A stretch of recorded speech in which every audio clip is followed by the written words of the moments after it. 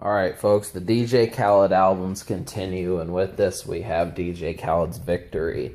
Now, really, this was a little bit after We the Best. There was an album in between that I'll probably review down the road, but I guess the reason I don't want folks thinking that I'm trying to steal his thunder, because that's definitely not the intention. I'm just more trying to siphon that energy and magnify it in order to get more folks excited for what the man does. I know that may seem weird, but as long, it's just like someone coming out and they only know the one thing by the person. And it's like, well, he's been here for over 10 years. So I know that this newfound publicity, it's worth going back and applying some of this stuff to the music that he's done. And so this is actually his most successful album, and it is called simply Victory. And with this, the big thing about it is that there are some new guests on here. Ludacris is on here, Jeezy's on here a bit more, Busta Rhymes shows up. I mean, there are some folks that were not on some of his albums earlier than this one. This one came out in 2010, and Drake was getting large right about this time, but it would be later on that some of his hits started showing. So this is kind of prior to the Drake and Kanye West and some of that style of rap sound that's prevalent today. But, it is kind of awkward. I will say it's somewhat of an awkward album just because we did not really have, the change in styles of music, hearing some of these guys like Ludacris and Busta Rhymes. Some of these guys were past their prime, so it's kind of like, obviously it was just a strange point for that sort of music to come out. Even T-Pain, some of these guys. But really, that is actually not horrible, but it still lets you know that the sound was kind of in an interim at this point. So obviously this album has the song All I Do Is Win. And with this song, I know this got a lot of attention. It kind of strikes me as odd that this is the song that's most popular by him, but I'm not going to question it. It's a great introductory song to DJ Khaled, and there's, he did drop other ones from this album. So there's actually 3 radio songs that were released, and the other 2 are not as big, but I still think they're worth checking out. So obviously, out of 11 songs, right immediately, first song you listen to, you're going to hear All I Do Is Win after the intro. But, as it stands, I still think We Taken Over is better, but, it doesn't really matter. It's still good music.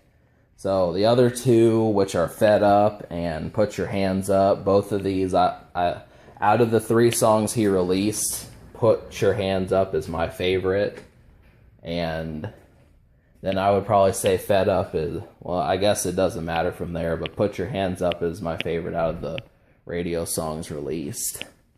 So the only other thing is just the way the production is handled on some of it. This is not necessarily a sonic soundscape here. I mean, it just, the light touches that they add to this project provide it with some good experiences. But it's not blocked, like I said, it's kind of, I'd give it about a 6.5 as far as, the trying to look for the right word. As far as the presentation of the music, but it's good. I mean, I definitely liked it. I mean, a couple of the songs sounded similar to I'm So Hood and that sort of thing, but you just have to pay attention to the folks that are on the song, because there are some good guests on here, and there's even a reggae tinge song. So I think Buju Banton, you know, is with Busta Rhymes. There's another reggae cat on there. That's a good song. That's definitely one of the best songs on the project. I didn't think that reggae would have been able to do it, but it's the song Killing Me. So that's one thing. And so I'm going to list the songs that you need to hear now. So I like 5 songs out of 11, and those 5 songs are Put Your Hands Up, All I Do Is Win, Bring the Money Out, Killing Me, and Fed Up. Now, there is a song that I was on the fence about, which I'm thinking I might like further down the road, but that was Rockin' All My Chains On. And so that one was kind of in between. I mean, really, I would have liked a bit better production on the song, or a lot better, but I think it might be one that grows on me.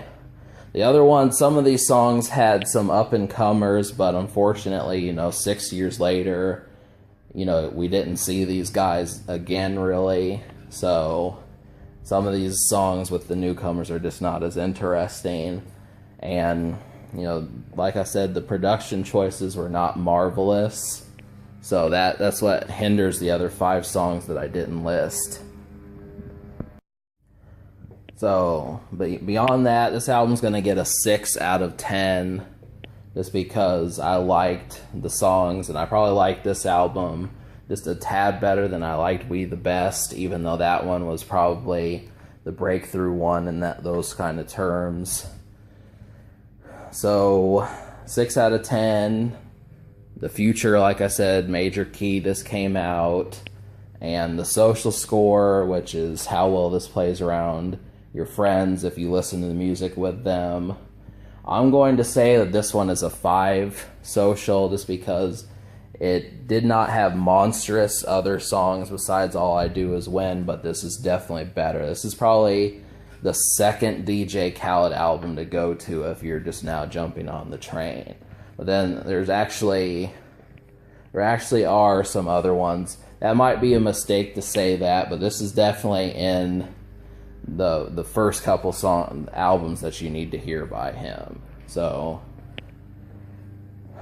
the only thing left to say is, can this record be topped? And I think yes it can, but it gets a 6 out of 10 and a 5 social.